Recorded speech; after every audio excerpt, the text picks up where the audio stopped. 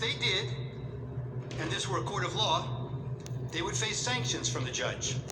I don't raise this issue lightly. Rather, it is a product of what we have found in just the limited time we have had since we first saw the evidence here with you this week. I have reason to believe that the House managers created false representations of tweets, and the lack of due process means there was no opportunity to review or verify the accuracy. The House managers, proud of snap impeachment, staged numerous photo shoots of their preparations. In one of those, Manager Raskin is seen here at his desk reviewing two tweets side by side. The image on his screen claims to show that President Trump had retweeted one of those tweets. Now, members of the Senate, let's look closely at this screen, because obviously Manager Raskin considered it important enough that he invited the New York Times to watch him watching it. Now, what's wrong with this image? Actually, there are three things very wrong with it. Look at the date on the very bottom of the screen on Manager Raskin's computer screen when we zoom into the picture. Three things very wrong with it. Look at the date on the very bottom of the screen on Manager Raskin's computer screen when we zoom into the picture. The date that appears is January 3rd, 2020, not 2021. Why is that date wrong? Because this is not a real screenshot that he's working with. This is a recreation of a tweet, and you got the date wrong when you manufactured this graphic. You did not disclose that this is a manufactured graphic and not a real screenshot of a tweet. Now, to be fair, the House managers caught this error before showing the image on the Senate floor. You never saw it when it was presented to you. That's not all. Fix this one. Look at the blue check mark next to the Twitter username of the account retweeted by the president. It indicates that this is a verified account, given the blue check by Twitter to indicate it is run by a public figure. The problem? The user's real account is not verified and has no blue check mark, as you can see. Were you trying to make her account seem more significant, or were you just sloppy? If we had due process of law in this case, we would know the truth. But that's not all that's wrong with this one tweet. House Manager Swalwell showed you this tweet this week, and he emphasized that this tweet reflected a call to arms. He told you repeatedly that this was a promise to call in the cavalry for January 6th. He expressly led you to believe that President Trump's supporter believed that the president wanted armed supporters at the January 6th speech, paramilitary groups, the cavalry, ready for physical combat. The problem is, the actual text is exactly the opposite. The tweeter promised to bring the Calvary, a public display of Christ's crucifixion, a central symbol of her Christian faith, with her to the president's speech, a symbol of faith, love, and peace.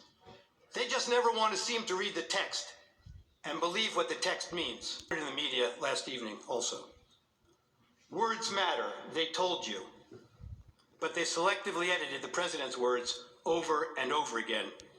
Manipulated video, time-shifting clips, and made it appear the president's words were playing to a crowd when they weren't. Look. After this, we're going to walk down, and I'll be there with you. We're going to walk down. We're going to walk down to the Capitol. Right here, we're going to walk down to the Capitol. Alternative. And we're going to cheer on our brave senators and congressmen and women. Alternative reality. And we're probably not going to be cheering so much for some of them.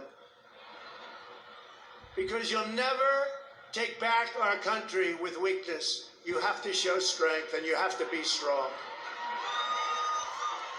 We have come to demand that Congress do the right thing and only count the electors who have been lawfully slated. Lawfully slated. I know that everyone here will soon be marching over to the Capitol building to peacefully and patriotically make your voices heard. Going to walk down to the Capitol. They showed you that part. You're walking to the Capitol? Well, they cut that off, and patriotically. The Supreme Court ruled in Brandenburg that there's a very clear standard for incitement. On some members of Congress, but not others. They know it doesn't meet the standard for incitement, so they edited it down. And if you don't fight like hell, you're not going to have a country anymore. Our exciting adventures and boldest endeavors have not yet begun. My fellow Americans, for our movement, for our children, and for our beloved country. And I say this, despite all that's happened, the best is yet to come.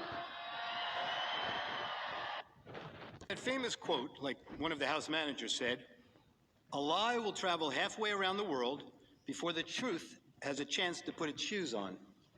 Well, this lie traveled around the world a few times, made its way into the Biden campaign talking points, and ended up on the Senate floor.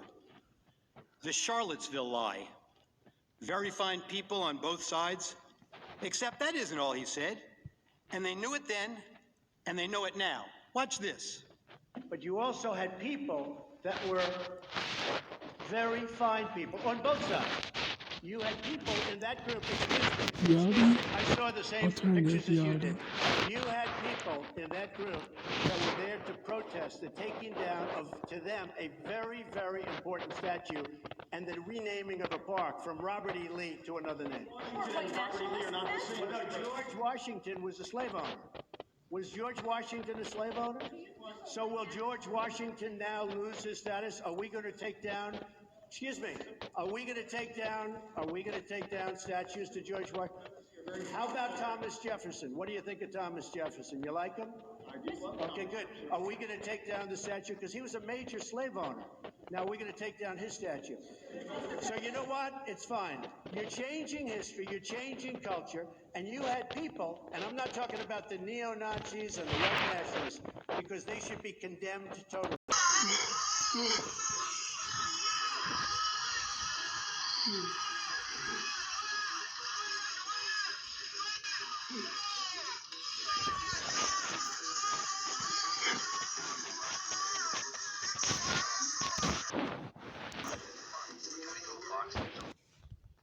People in that group other than neo-Nazis and white nationalists, okay? And the press has treated them absolutely unfairly. Now, in the other group also, you had some fine people, but you also had troublemakers, and you see them come with the black outfits and with the helmets and with the baseball bats. You had a lot of bad people in the other group too. Treated unfairly, sir. I'm sorry. I just didn't understand what you were saying. You were saying the press has treated white nationalists unfairly? I just didn't understand what you were saying. There were people in that rally, and I looked the night before. If you look, there were people protesting very quietly the taking down of the statue of Robert E. Lee. I'm sure in that group there were some bad ones. The following day it looked like they had some rough, bad people. Neo-Nazis, white nationalists, whatever you want to call them. But you had a lot of people in that group that were there to innocently protest, and very legally protest, because, you know, I don't know if you know, they had a permit. The other group didn't have a permit. So I only tell you this, there are two sides to a story. I thought what took place was a horrible moment for our country, a horrible moment. But there are two sides to the country. Does anybody have a final? Does anybody have? You have an infrastructure. What makes you? This might be today the first time the news networks played those full remarks in their context.